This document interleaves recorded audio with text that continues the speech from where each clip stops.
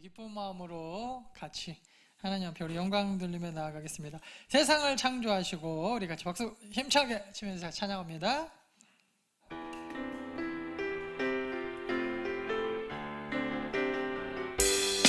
세상을 창조하시고 세상을 창조하시고 사람을 만드시고 우리 열심히 좋았더라 말씀하셨네. 하지만 그 어떤 세상보다 그 어떤 만물보다 하나님 가장 기쁨은 우리 다시 한번 할까요? 세상을 창조하시고 사람을 만드시고 우리의 집이 좋았더라 말씀하셨네. 하지만 그 어떤 세상보다 어떤 만물보다 하나님 가장 기쁨을 한 번 더 세상을 창조하시고 세상을 창조하시고 사람을 만드시고 우리의 심히 좋았더라 말씀하셨네. 하지만 그 어떤 세상보다 어떤 하나님 가장 기쁨 하나님 가장 기쁨은 어두운 눈 밝히신 하나님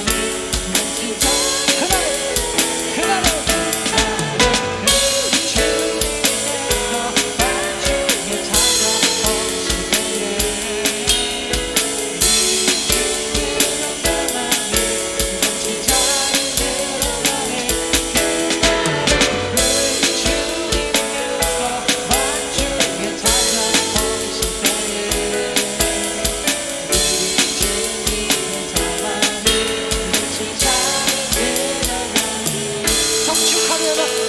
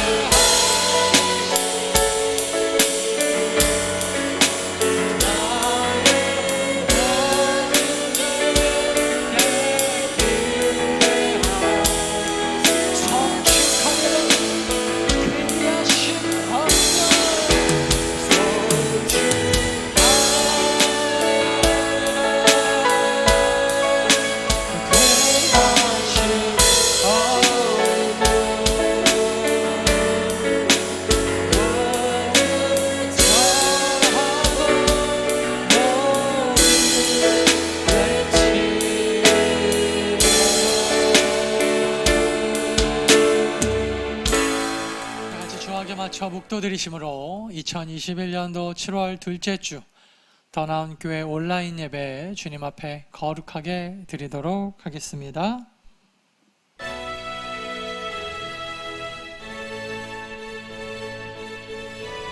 여호와여, 내가 주께 피하오니 나를 영원히 부끄럽게 하지 마시고 주의 공의로 나를 건지소서. 내게 귀를 기울여 속히 건지시고 내게 견고한 바위와 구원하는 산성이 되소서. 주는 나의 반석과 산성이시니 그러므로 주의 이름을 생각하셔서 나를 인도하시고 지도하소서. 아멘.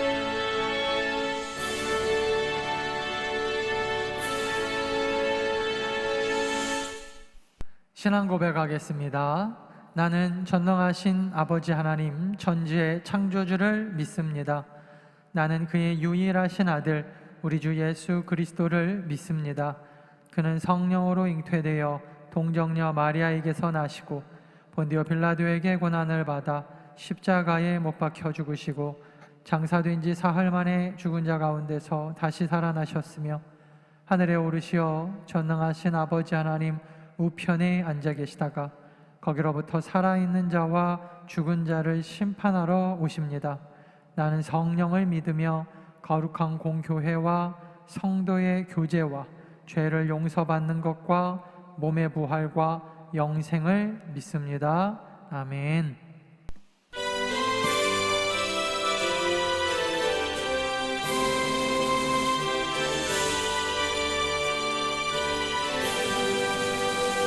어느 곳에 있든지 내 마음이 편하다. 주 예수 주신 평안함 내 충만하도다. 나의 마음속이 내 평안해 나의 마음속에는 평안해. 악한 죄 파도가 많이 나와 마음이 평안해. 참되신 주의 사랑을 경험치 못하네. 그 사랑 내 마음 여시고 소망을 주셨네. 나의 마음속에는 평안해. 나의 마음속에는 평안해. 악한 죄 파도가 많으나 마음이 평안해. 주 예수 온갖 고난을 왜 멈서당했나. 주 함께 고난 받으면 멸류관 없겠네. 나의 마음속에는 평안해. 나의 마음속에는 평안해. 악한 죄 파도가 많으나 마음이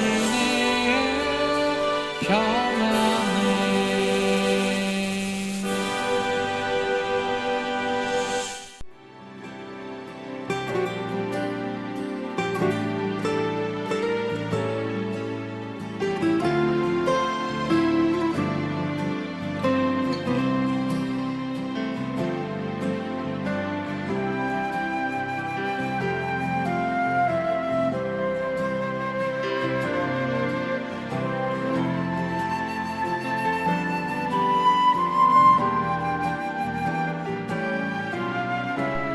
주 안에 사랑하는 더 나은 교회 성도 여러분, 이렇게 또 원치 않게 온라인으로 또 비대면으로 또 여러분들과 만나 뵙게 되어서 너무나 또 아쉬운 마음입니다.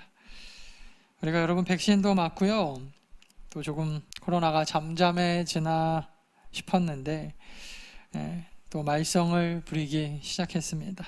안타깝게도 다시는 드리고 싶지 않았던 또 온라인으로 이렇게 비대면 예배를 다시 드리게 된 것이 또 우리의 연약함과 죄 때문이 아닌가 하는 생각이 들어서 너무나 우리 안타까운 마음뿐인데, 모두 다 힘든 시간입니다. 여러분, 우리 불평, 불만, 또 짜증, 걱정, 염려 다 내려놓고 우리 하루빨리 이 어려운 시간이 지나가고, 그리고 다시 여러분들과 또 우리 성도와 성도 간에 서로 우리 얼굴을 맞대고 함께 웃으면서 예배하고, 또 더 나아가서 함께 우리가 식탁의 교제를 나눌 수 있는 그런 날이 하루 빨리 오도록 함께 우리 기도로 또 우리 합력하여 선을 이루어 나가는 더 나은 성도님들 다 되어지시기를 간절히 축원합니다.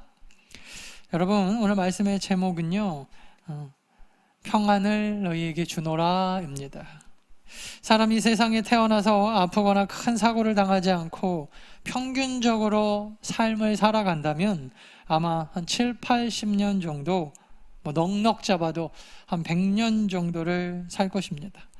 짧다면 짧고 길다면 긴 이 100년의 인생에서 여러분 가장 중요한 게 뭘까? 제가 한번 생각을 해봤는데 여러 가지가 있겠지만 그 중에서도 여러분 100년을 살면서 가장 빼놓을 수 없는 가장 중요한 것 하나, 모르긴 몰라도 아마 마음의 평안함일 겁니다. 마음의 평안함.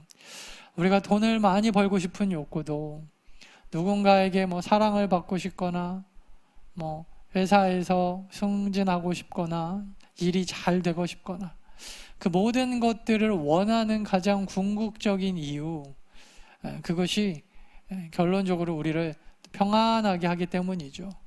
돈을 벌면 벌수록 우리가 불안하고 평안이 오히려 사라지고 오히려 더 괴롭고, 그렇다면 누가 사회에서 성공하고 돈 벌고 열심히 일하고 그러고 싶겠어요? 그런 것들이 우리를 평안하게 해줄 거라고 하는 기대, 또 얼마 정도는 여러분 그런 것들이 우리를 또 평안함으로 인도해 주는 것도 사실입니다. 저는 목회를 하며 하나님의 은혜 안에서 여러 성도님들과 교제를 나눌 기회가 많이 있었습니다. 그 중에는 정말 말 그대로 억소리 나는 그런 곳으로 시집을 잘 가서 젊은 시절부터 돈 걱정 없이 남부럽지 않게 사시는 분도 제가 만나본 적이 있습니다. 그분이요, 여러분 그런 얘기를 하더라고요. 자기가 가지고 있는 돈과 또 마음의 평안을 다 바꿀 수만 있으면 자기가 수억을 들여서라도 그렇게 하고 싶다. 무슨 말입니까? 돈이 잠깐의 편안함과 평안함을 줄 수 있을지 모르겠지만 궁극적인 영원한 그런 평안으로 인도하지는 못하더라라는 것이죠. 전에 제가 놀이터에서 우리 아들 선율이 또래 엄마들끼리 엄마들이 서로 얘기하는 소리를 들은 적이 있어요. 근데 그 엄마들이 하는 얘기가 여기저기서 들려오는 사고 소식, 교통사고 소식이 참 많이 있죠. 갑자기 건물이 무너지기도 하고 불이 나기도 하고, 요즘에 하루가 멀다 하고 성범죄자들의 신상이 공개돼서 저희 동네에 몇몇 분들이 있나 봐요. 그래서 그런 것들이 사진이 찍혀서 날라오기도 하고, 그런 걸 볼 때마다 저도 참 아이 키우는 것이 쉬운 것은 아니다라는 생각을 하는데, 이 어머니들도 마찬가지인 것 같아요. 도저히 불안해서 아기를 키울 수가 없다. 코로나뿐만 아니라 무슨 교통사고, 또 요즘에는 학교 폭력, 그런 것들 사고 소식이 굉장히 많이 들려오는 것 같습니다. 그런 소리를 들을 때마다 어쩔 땐 저는 제가 예수를 믿는다는 것이 얼마나 또 행복한지 몰라요. 예수를 믿는다라고 하는 것은 예수님께 우리의 인생을 맡겨드리는 것이거든요. 그 모든 결과까지도 내 계획대로 때로는 내 인생이 움직여지지 않더라도, 그러니까 어쩌면 예수 믿지 않는 상당한 많은 수의 부모들, 학부모들보다는 저는 그래도 훨씬 더 평안하지 않나, 그런 생각을 해봅니다. 예수를 안 믿는 사람들은요, 얼마나 사는 게 괴롭고 힘이 드는지 모릅니다. 불안은 말할 것도 없고, 전에 보니까 이사도 아무 날짜에 못 갑니다. 무슨 꼭 손 없는 날을 골라야 되고, 1년에 첫날 1년 운세를 봐가지고 1년 그 해에 맞는 무슨 옷 색깔이 있대요. 무슨 색이 어울린다. 연예인들부터 그 색깔 옷만 자주 입어야 되고, 잠을 잘 때도요, 여러분, 머리를 어느 방향으로 두고 자야 복이 들어온다, 아니면은 화가 미친다, 그래가지고 정말 말도 안 되게 화장실 쪽으로 머리를 두고 주무시기도 하고, 심지어 집에 가구를 배치했는데 이건 누가 봐도 언밸런스하게 장롱이 있어야 될 자리에 침대가 있지를 않나, 그리고 마땅히 침대가 있어야 될 자리에 다른 계집이 들어와 있고 그러더라는 거예요. 왜 그러냐? 운세를 봤더니 그렇게 하라 그랬다. 점쟁이가 그렇게 안 하면 화가 미친다 그랬다. 예수 안 믿는 사람들은 얼마나 불편한지 모르겠어요. 마음대로 할 수 있는 게 아무것도 없어요. 그런데도 전도를 해보면요, 왜 교회 안 다니냐 그러면 교회에서 하지 말라는 게 너무 많아서 그렇다는데, 사실 여러분 따지고 보면 못하는 거는 예수 안 믿는 사람들이 못하는 게, 불편한 게 더 많습니다. 사랑하는 여러분, 예수 믿으면 마음이 평안해집니다. 평안해져요. 오늘 가정에서 함께 예배하고 있는 우리 성도님들, 우리 옆에 있는 가족분들한테 이렇게 얘기해 주십시오. 예수 믿으면 마음이 평안해집니다. 할렐루야. 오늘 본문은요, 예수님이 십자가 지기 전날 이야기입니다. 유월절을 보내시면서 십자가를 지시기 전 예수님은 12 제자들과 이 땅에서의 마지막 유월절 만찬을 함께 드시고 계십니다.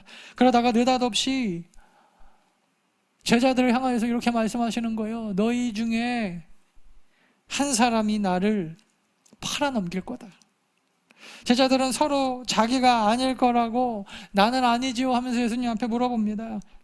그때 제자 중 한 명인 가룟 유다가 예수님을 팔아 넘기려는 마음이 들어서 갑자기 요한복음 13장 앞에 내용을 보면요, 자리를 뜹니다. 생각해보면 정말 꿈같은 3년 반 세월 아니었습니까? 제자들은 예수님과 함께라면 못할 게 없어 보였습니다.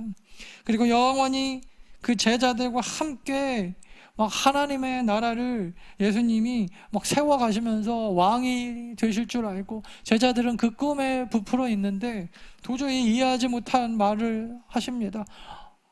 며칠 전만 해도 예루살렘에 입성할 때 수많은 사람들이 호산나 호산나 하면서 다윗의 자손이여 호산나 우리를 구원하여 주시옵소서 막 이렇게 외쳤던 이스라엘 백성들이 눈에 선한데 느닷없이 이 예수님이요 왕이 되시지 않고 제자들을 남겨두고 어디론가 떠나신다라고 이야기하시는 거예요. 너희 중에 한 명이 나를 팔 거다. 나는 이제 여기를 떠나야 된다.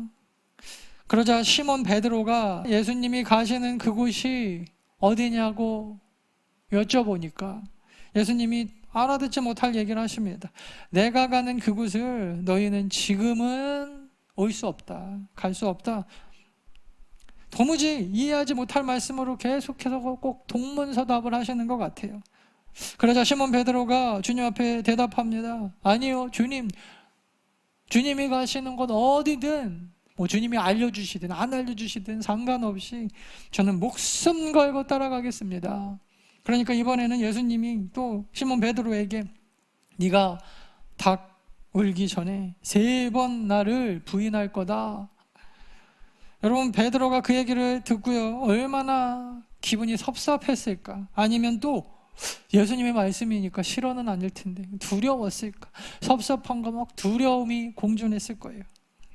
그래서 예수님께서 또 내가 너희를 위해 있을 곳을 마련하러 간다 라고 하시면서 내가 다시 돌아와서 내가 나 있는 곳에 너희도 있게 하려고, 그래서 내가 다시 너희를 고아처럼 버려두지 않고 다시 오시겠다라고 약속하시면서 함께 주신 약속이 바로 성령에 대한 약속이에요. 성령께서 너희에게 오실 건데, 그러면서 여러분 함께 주신 말씀이 오늘 본문 14장 요한복음 14장 27절 말씀입니다. 내가 평안을 너희에게 끼치노니 곧 나의 평안을 너희에게 주노라. 내가 너희에게 주는 것은 세상이 주는 것과 같지 아니하니라. 너희는 마음에 근심하지도 말고 두려워하지도 말라.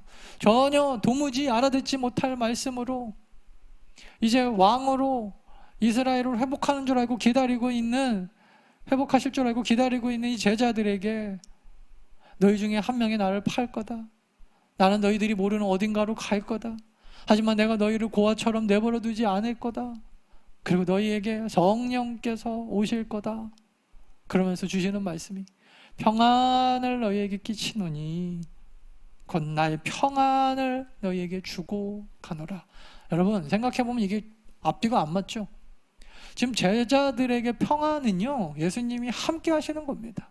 그리고 예수님이 이스라엘을 회복시키시는 거예요. 내가 원하는 대로. 그리고 예수님이 왕이 되시고 그 옆에 내가 영의정, 좌의정, 우의정, 정승자리 하나씩 맡아서 12지파를 우리 12제자가 한 지파에 한 명씩 그 보좌에 앉아서 막 다스리는 꿈을 지금 꾸면서 3년 반 동안 예수님을 쫓아왔는데, 예수님을 따라왔는데, 그리고 정말 이 예수님과 함께라면 못할 것이 없는 것처럼 보였는데 귀신이 떠나고 병자가 치유되어지고 광야에서 만나와 메추라기의 은혜로 5천 명을 먹이시는 그 기적을 제자들이 보면서 3년 반 동안 예수님과 함께 달려왔는데 혼자 어디 가시겠다니. 여러분 섭섭함과 두려움. 그런데 느닷없이 예수님이 자기는 떠나면서 평안은 너희에게 주겠다. 평안.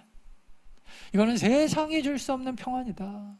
내 생각에는 그냥 예수님이 그렇게 하지 않으시는 게 나을 것 같은데, 내 계획이 나은 것 같은데, 내 생각이 옳은 것 같은데, 예수님이 틀린 것 같은데, 예수님이 그렇게 그냥 가버리시면은 평안이고 뭐고, 과연 불가능할 것 같은데. 근데 예수님은 오히려 그럼에도 불구하고 내가 너희에게 고아처럼 내버려 두지 않고 성령으로 평안을 주겠다 약속해 주시는 거예요. 예수님이 두려움에 떨고 있는 제자들에게 지금 현재 코로나 때문이든지 우리가 여러 가지 상황과 환경, 세상에서의 어려움 때문에 떨고 두려워하고 있는 우리 성도들에게 주신다고 한 이 약속, 이 평안, 과연 이 평안은 어떤 모습인가? 오늘 한 3가지 정도로 제가 한번 생각을 해봤어요. 첫 번째는요, 여러분, 예수님이 제자들에게 약속하신 평안은요, 죄로부터의 해방을 의미합니다. 그죠? 죄로부터의 해방. 여러분, 대단한 강심장들도요, 죄를 지으면 영혼이 고달파집니다.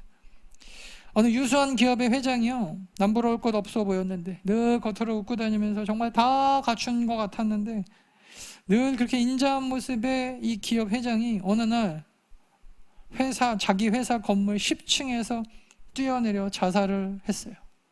알고 보니까 그동안 주변에 있는 심지어 가족에게조차 들키지 않고 살았을 뿐 뒤로는 이 어마어마한 정말 한꺼풀 벗겨보니까 이 우글우글한 죄 들키지 않았을 뿐이지.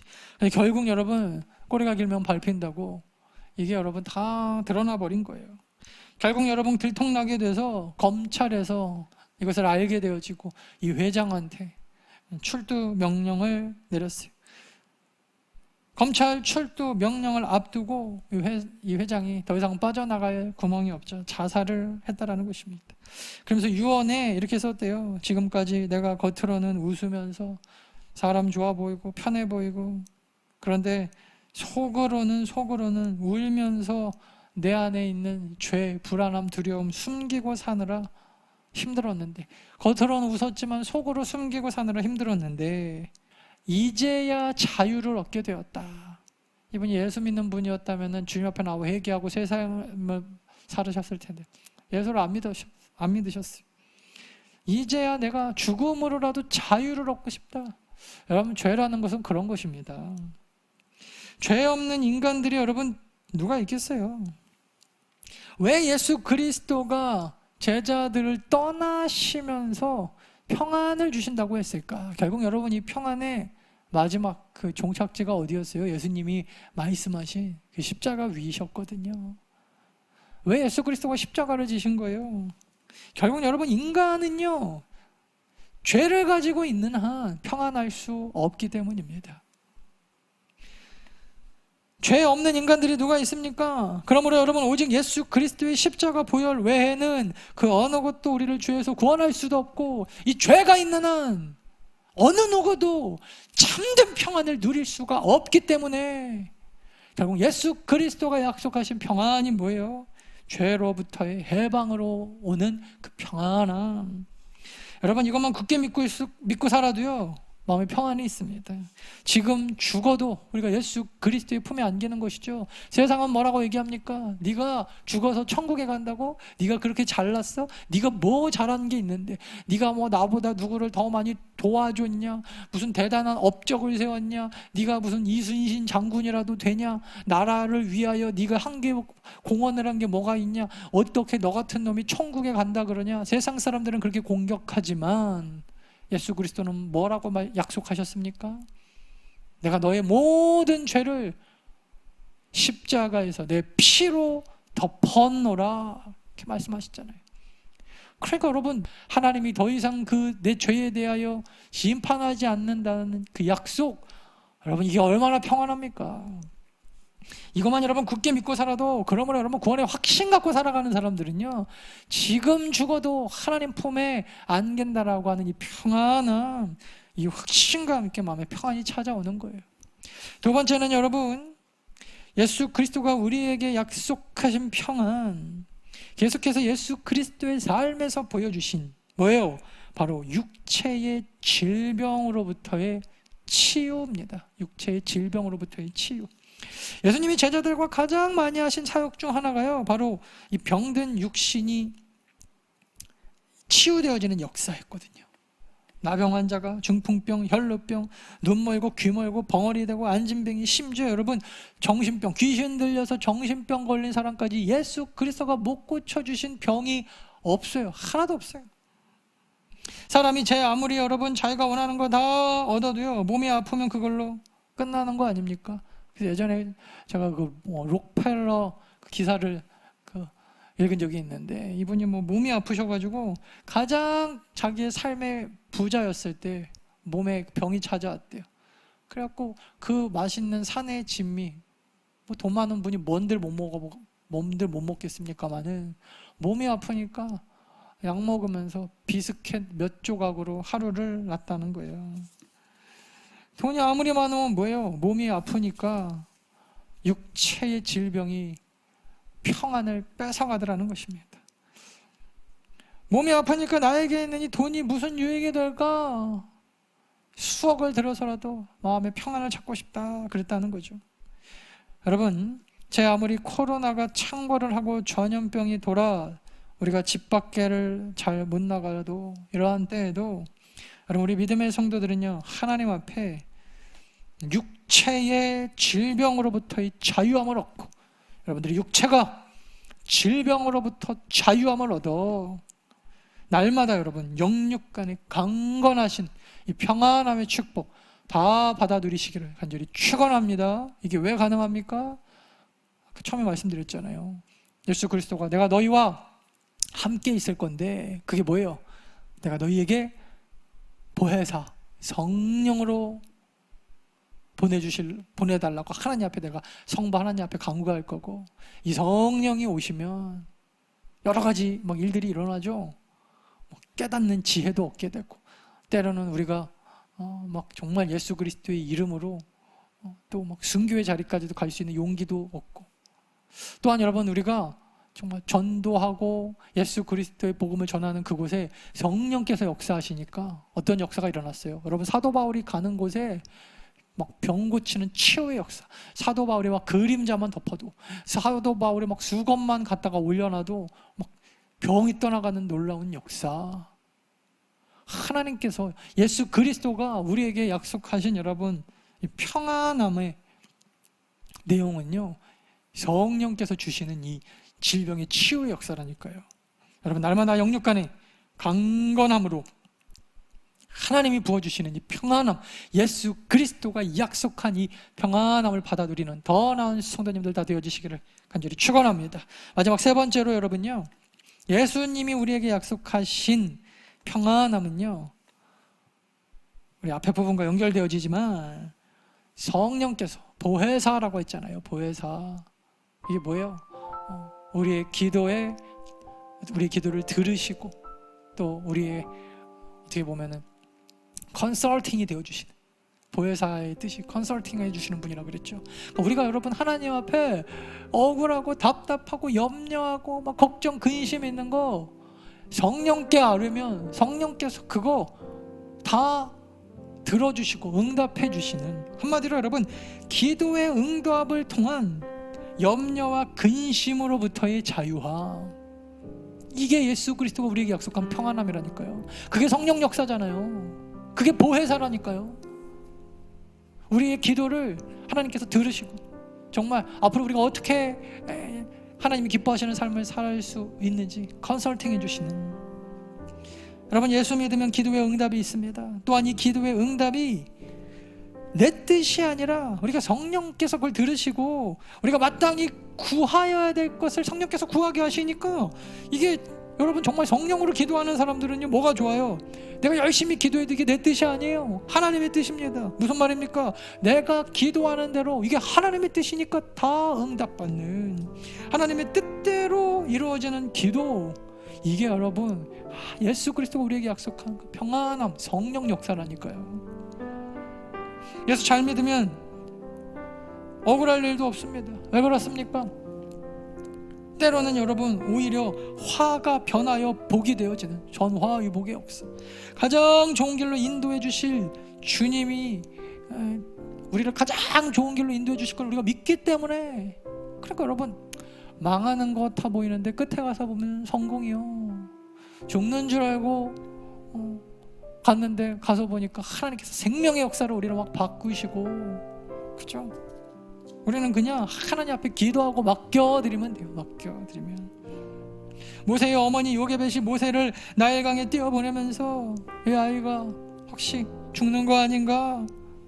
그러면서 여러분 하나님 믿고 띄어보냈을 때 오히려 하나님께서 기가 막힌 방법과 또 기가 막힌 타이밍에 하나님의 방법으로 구원해 주셨던 것처럼, 그래서 오히려 여러분 더 나은 길로 모세와 그 가족을 인도해 주셨던 것처럼 우리 믿음의 성도들의 기도는요 똑같아요. 기가 막힌 타이밍에 이 응답이 이루어집니다. 할렐루야. 여러분 이거 믿는 거예요 우리가. 제가 이번 주에 들은 설교 중에 이분 나이가 좀 많으신 목사님인데, 이 목사님이 어렸을 때 본인이 사셨던 그 동네에서 실제로 있었던 일을 들려주시더라고요. 이분이 이제 어렸을 때 일제시대였대요. 우리나라 해방 전에 일제시대 때 어느 교회 다니는 어떤 분이 권사님인지 뭔지 모르겠어요.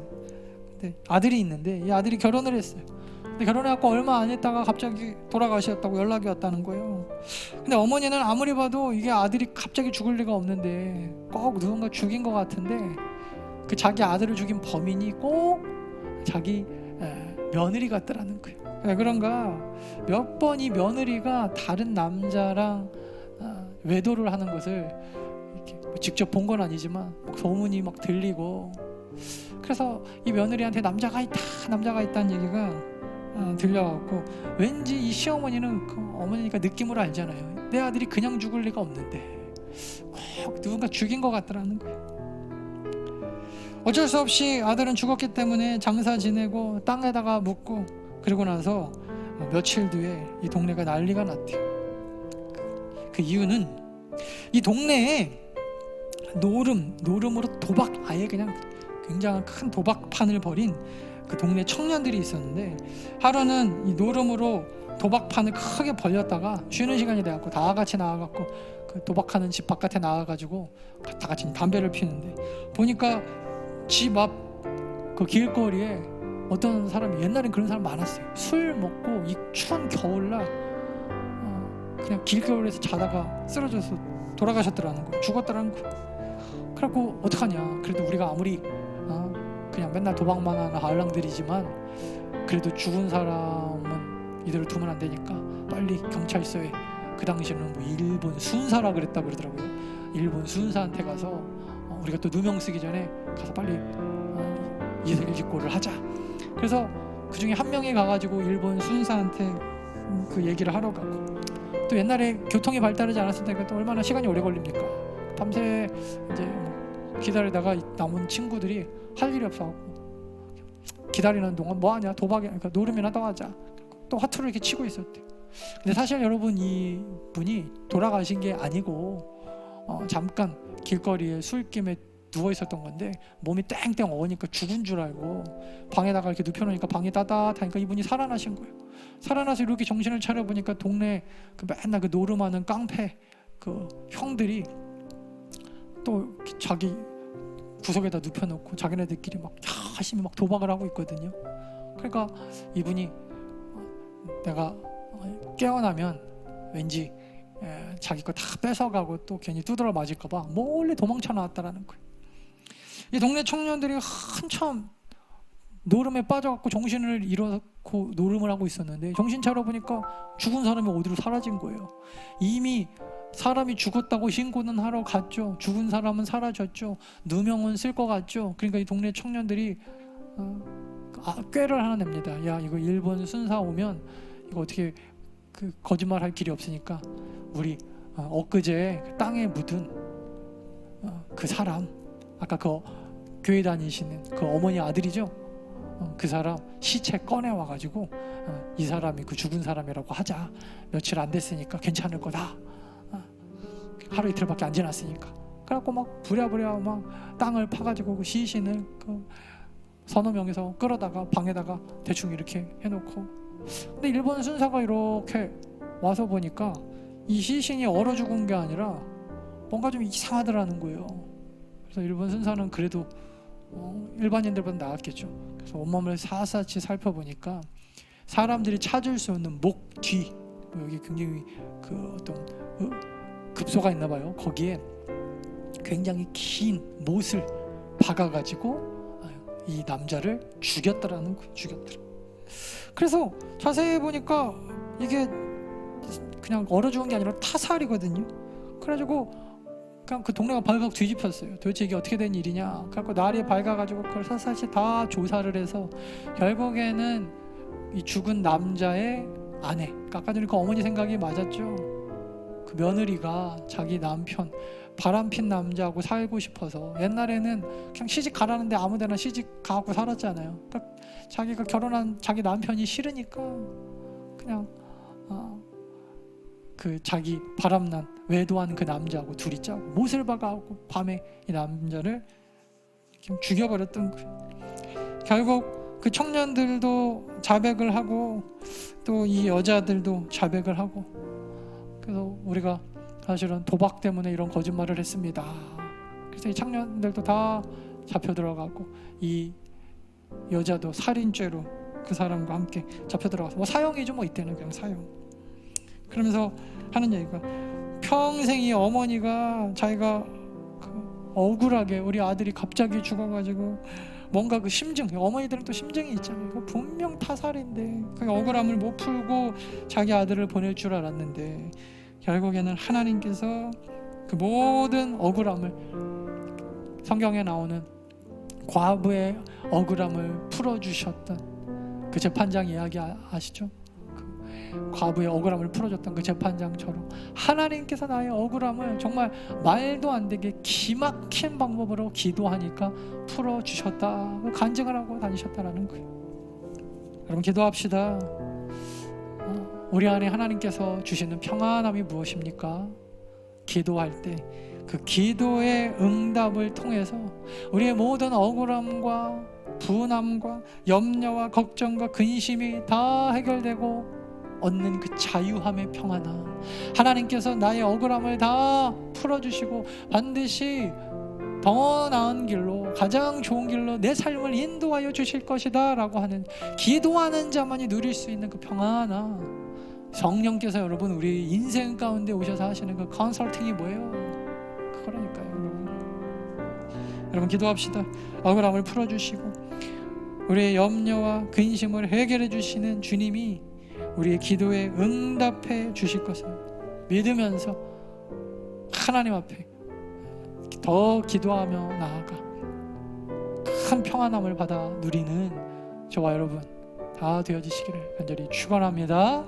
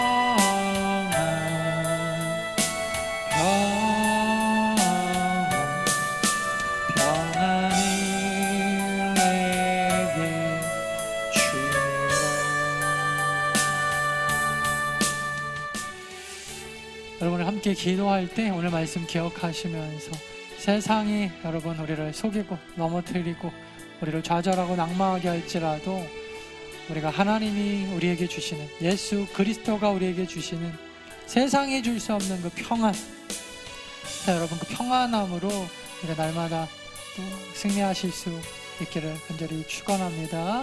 우리의 마음 가운데 그 평안함 달라고, 그 평안함으로 우리의 모든 육체의 질병, 코로나로 인하여 어려움 당하는 다 이기고, 정말 우리가 기도할 때 하나님 앞에 응답받는 하나님의 뜻대로 그 삶을 살아갈 수 있게 해달라고, 우리 같이 한번 간절하게 우리 한 마음으로 우리 기도합니다. 다 같이 기도하겠습니다.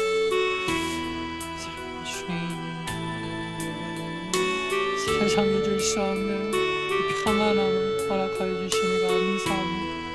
예수 그리스도 이 땅에 계신 아버지 하나님, 성령으로 우리에게 주셨던 그 평안함, 아버지 하나님, 그 평안함으로 우리가 날마다 살아 승리할 수 있도록 주여 인도하여 주시옵소서.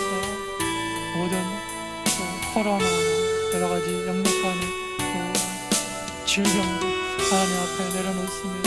우리를 천군 천사로 보호하여 주시고 붙잡아 주시오. 주님 앞에 기도하고 간구하는 모든 기도대로 하나님의 뜻 안에서, 하나님의 때, 또 하나님께서 원하시는 하나님의 방법대로 응답받는 믿음의 성도가 되어지게 도와주시옵소서.